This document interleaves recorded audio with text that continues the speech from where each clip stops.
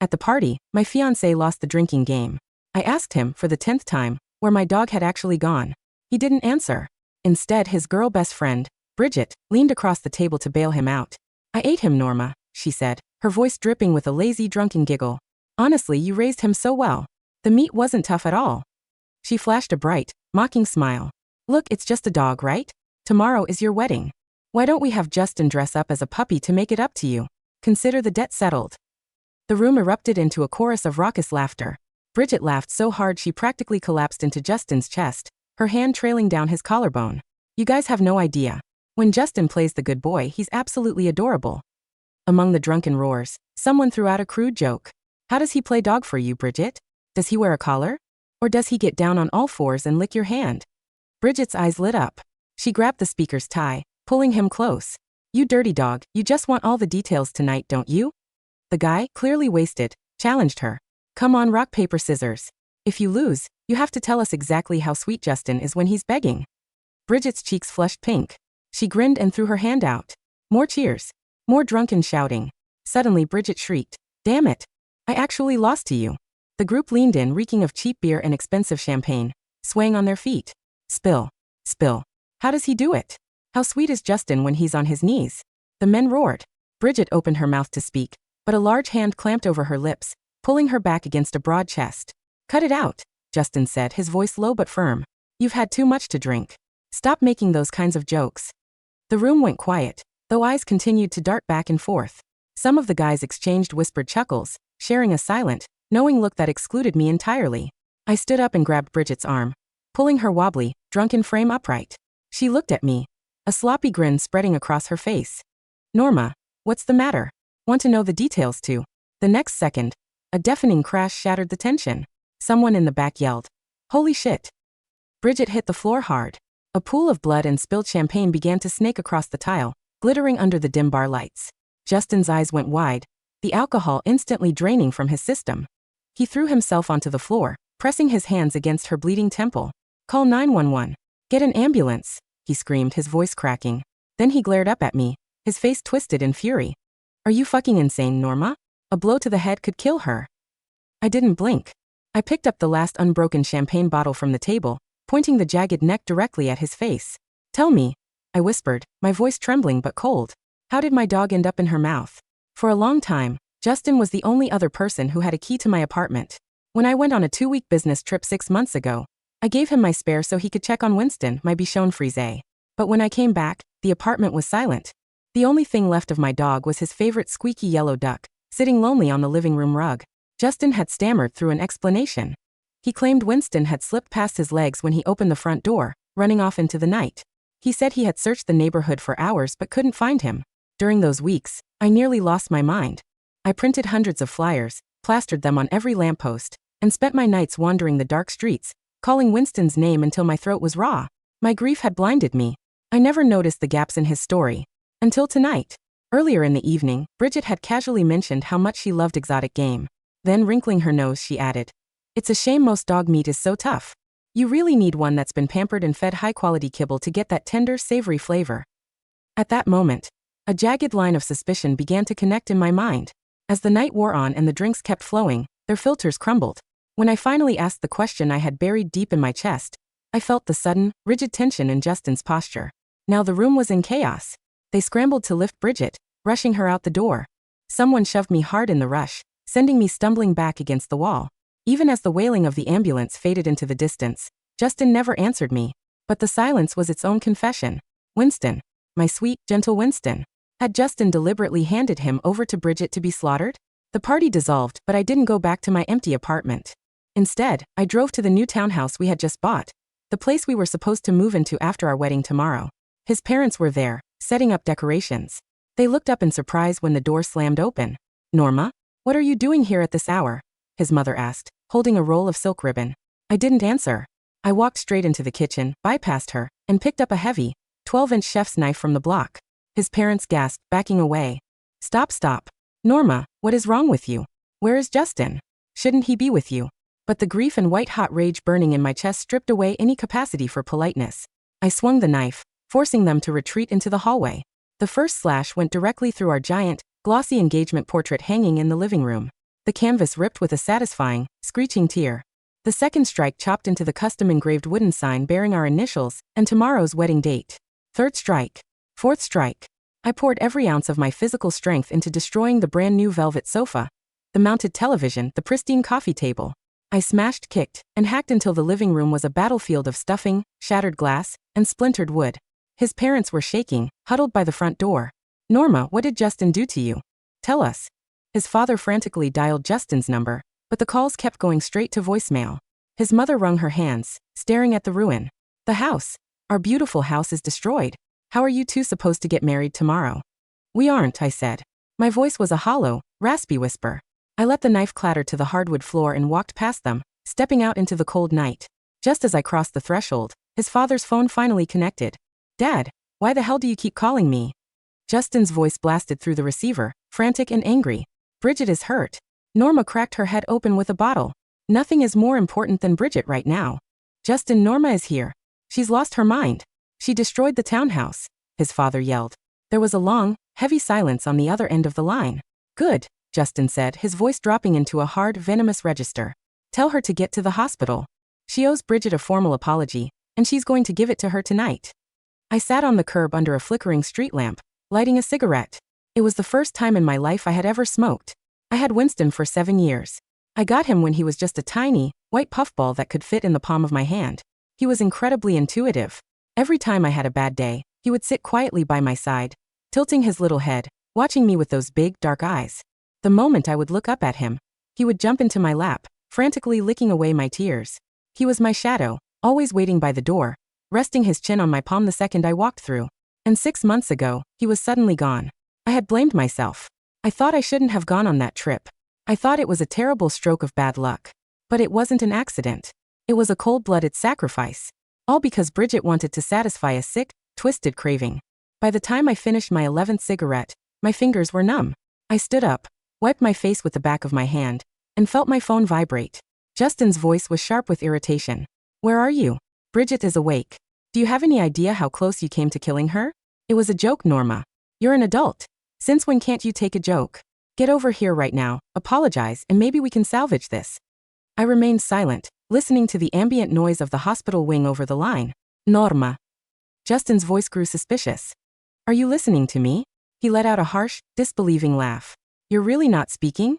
Are you seriously throwing a tantrum? Over a dog. I finally smiled.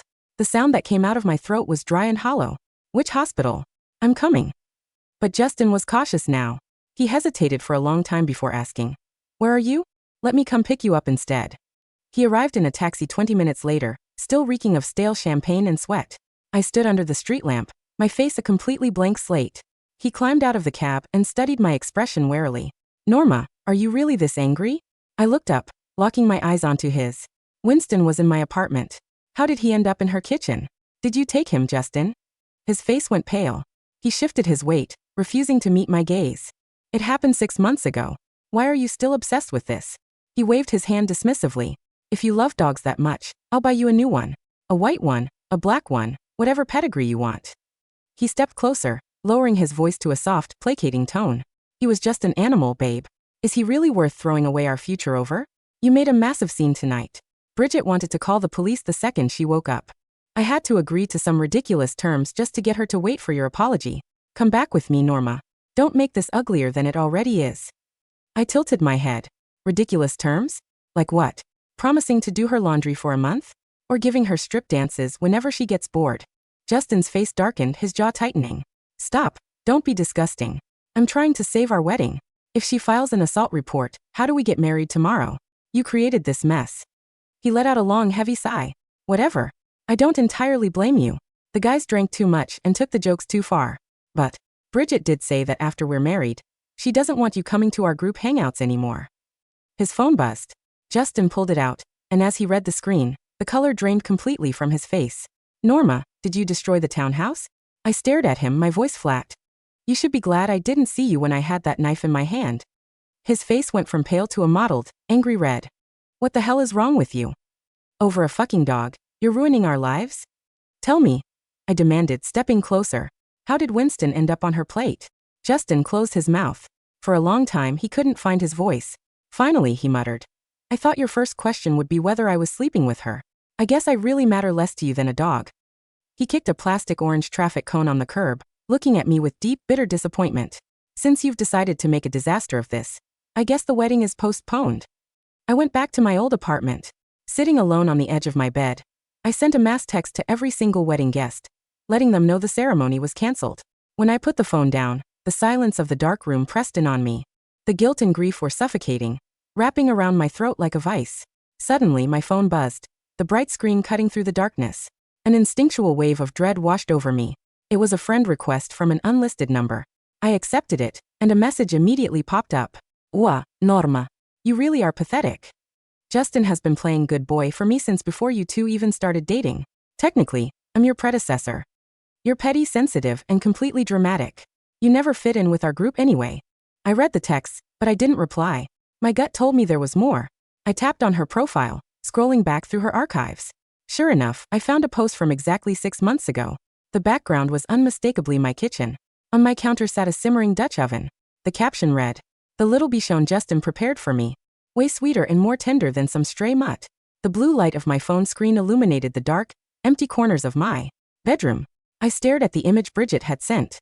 The background was unmistakably my kitchen, the pale gray subway tile backsplash I had spent 3 weekends installing myself, the small wooden spice rack near the stove, and sitting squarely on the black marble counter, my favorite blue cast iron Dutch oven.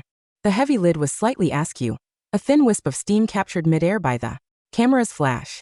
Inside the pot was a dark, bubbling broth, with small unrecognizable pieces of meat floating near the surface. Beside the pot, resting on the cutting board, was Winston's favorite squeaky yellow duck.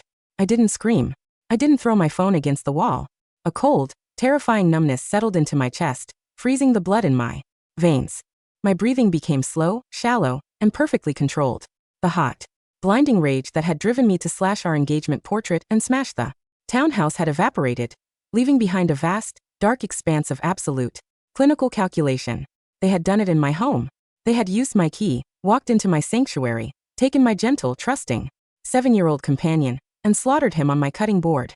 They had cooked him in my pot, probably laughing as Winston's squeaky toy sat on the counter, waiting for a playmate who would never return.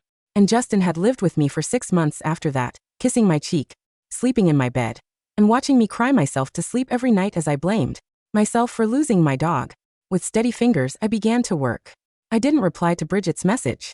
Instead, I took high-resolution screenshots of the entire chat history.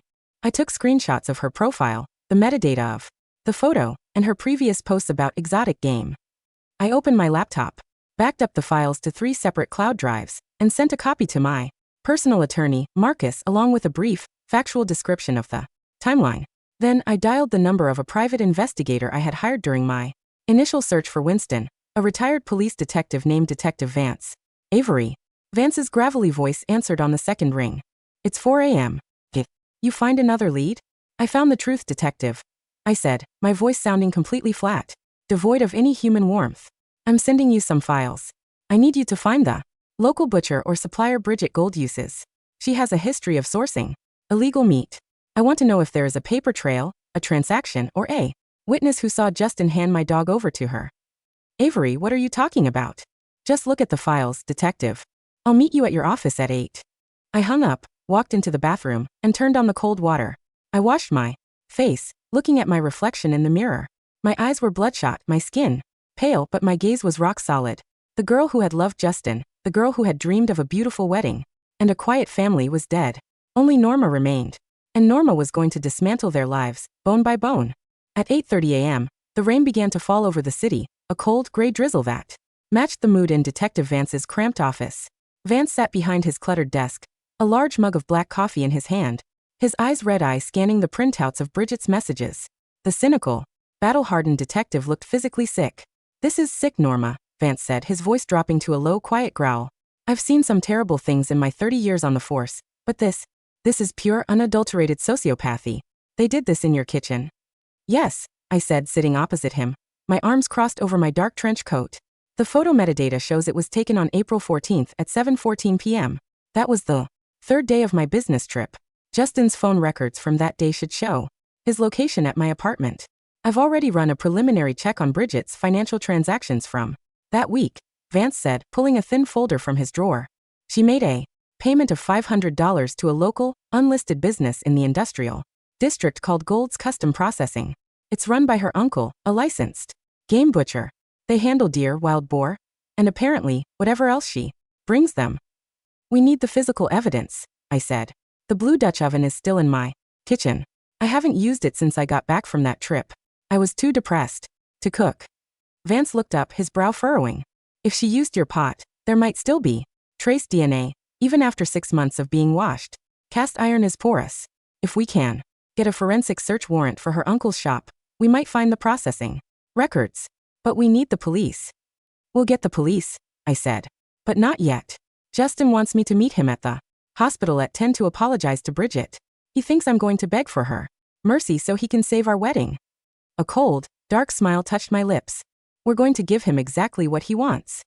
The private VIP wing of the Mercy Hospital smelled heavily of antiseptic, fresh lilies, and expensive perfume. Inside room 304, Bridget lay on the adjustable medical bed, a neat white bandage wrapped around her temple. She looked pale, but her face carried a smug, satisfied expression. Beside her, Justin stood in his rumpled suit from the night before, his fingers nervously playing with his car keys. His parents, Mr. and Mrs. Gold, were sitting on the leather sofa near the window, looking at their son with a mixture of anger and anxiety. She's late, Justin muttered, checking his watch for the 10th time. I told her 10. If she doesn't show up, Bridget, I swear I'll have my dad call the precinct. The heavy wooden door of the hospital room was pushed open. I walked in. I was wearing a simple dark gray coat, my hair pulled back into a neat bun, my face completely calm. Behind me stood Detective Vance and 2 uniformed police officers from the municipal precinct. The smug smile on Bridget's face instantly froze. Justin took a step back, his eyes darting from my face to the police officers. Behind me, Norma. What? Why did you bring the cops? I told you if you apologized to Bridget, she wouldn't press charges for the bottle. I'm not here to apologize, Justin, I said, my voice carrying a quiet, freezing weight that made the room feel instantly smaller. Then why the hell are you here? Justin shrieked, his composure finally cracking, his face turning a deep, angry red. You destroyed our townhouse. You cracked my best friend's head open. You've ruined our wedding. Are you trying to go to jail? I walked over to the edge of Bridget's bed. She tried to shrink back against her pillows, but the heavy white bandage on her head prevented her from moving too fast. I reached into my bag, pulled out a thick stack of color-printed photographs, and tossed them onto her lap. On the top of the stack was the photo of my blue Dutch oven. What is this? Mr. Gold asked, standing up from the sofa, his brow furrowing as he looked at the printouts. That is my kitchen, I said, looking directly at Bridget, whose eyes were wide with a sudden wild terror. And that is my dog Winston. On April 14th of last year, while I was in Chicago, Justin used his key to enter my apartment. He took Winston, brought him to Bridget's uncle's slaughterhouse in the industrial district, and then brought the meat back to my kitchen to cook it for her. No, that's a lie, Bridget screamed, her voice cracking as she threw the photos off her lap, the paper scattering across the sterile floor. Justin, tell them she's lying.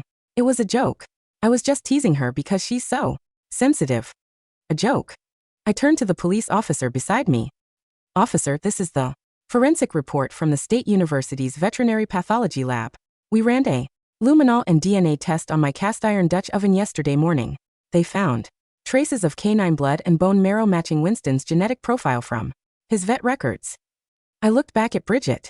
And this is the transaction log from Gold's Custom Processing from April 14th, showing a $500 payment from Bridget Gold for special processing of domestic small game. The weight listed matches a 7-pound Bichon Frise.